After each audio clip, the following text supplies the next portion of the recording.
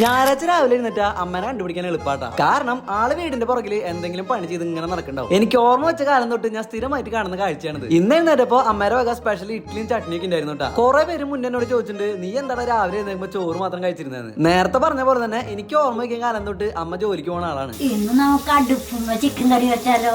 ജോലിക്ക് പോണ അമ്മമാരുടെ വീട്ടില് പലഹാരം ഉണ്ടാക്കുന്ന പതിവൊന്നും ഒരിക്കലും ഉണ്ടാവില്ല. അവർക്ക് ആഗ്രഹം ഉണ്ടെങ്കിലും അവർക്ക് അതിനുള്ള സമയം ഉണ്ടാവില്ല. ചെറുപ്പം തൊട്ട് ഞങ്ങൾക്ക് അത് ശീലമായോണ്ട് ഞങ്ങൾ പ്രത്യേകിച്ച് അമ്മോട് കംപ്ലൈന്റ് പറയാനും പോകാറില്ല. അങ്ങനെ കുളിയൊക്കെ കഴിഞ്ഞ് ആള് വീണ്ടും ആളുടെ വിറക് വെട്ടാൻ തുടങ്ങി. ഇതിന്റെ ഇടയിൽ എനിക്ക് ഈ ആഴ്ചക്കുള്ള പണികളൊക്കെ അമ്മ സെറ്റ് ചെയ്ത് വെച്ചിട്ടുണ്ട്. ഇതൊക്കെ എനിക്ക് കൊണ്ട് പൊടിപ്പിക്കാനുള്ള സാധനങ്ങളാണ്. എന്താണെന്നറിയില്ല, കാലത്തന്നെ എഴുന്നേറ്റപ്പോ നല്ല മടിയായിരുന്നുണ്ട് ഞാൻ ഇന്ന് പ്രത്യേകിച്ച് പണിയൊന്നും എടുത്തില്ല. അങ്ങനെ ഇരിക്കുമ്പോഴാണ് ഇന്നലെ വണ്ടി നാശമായ കാര്യം എനിക്ക് ഓർമ്മ വന്നത്. ഞാൻ പഠിച്ച മെക്കാനിക്കൽ എഞ്ചിനീയറിംഗിന്റെ പവർ കൊണ്ടാണെന്ന് അറിയില്ല, ഒറ്റയടിക്ക് വണ്ടി സ്റ്റാർട്ടായി എന്ന് നിങ്ങൾ വിചാരിക്കണ്ട കേട്ടാ. വണ്ടി നന്നാക്കിയത് എന്റെ ചേട്ടനാണ്. ഞാൻ എന്റെ ജീവിതത്തിൽ കണ്ടിട്ടുള്ള ഏറ്റവും വലിയ വണ്ടി ഭ്രാന്തന്മാരിൽ ഒരാള് അതെന്റെ ചേട്ടനാണ്. ചേട്ടൻ എന്നെ പോലെ അല്ലാട്ടാ, വർഷങ്ങളായിട്ട് ചേട്ടൻ നല്ല അടിപൊളി ഒരു മെക്കാനിക്കാണ്. അത്രയും ബുദ്ധിമുട്ടുണ്ടെങ്കിൽ ഞാൻ യൂട്യൂബും പിടിച്ചെടുക്കേണ്ട വല്ല ആവശ്യമില്ല. ഇതിന്റെ ഇടയിൽ അമ്മ അമ്മയുടെ പണികളൊക്കെ കഴിഞ്ഞ് റെസ്റ്റ് ചെയ്യാൻ കയറിയിട്ടാ. ഇനി ചോറുണ്ടോ? ഉറങ്ങാൻ പോയി ഉറങ്ങി എണീറ്റിട്ട് അടുത്ത പണി.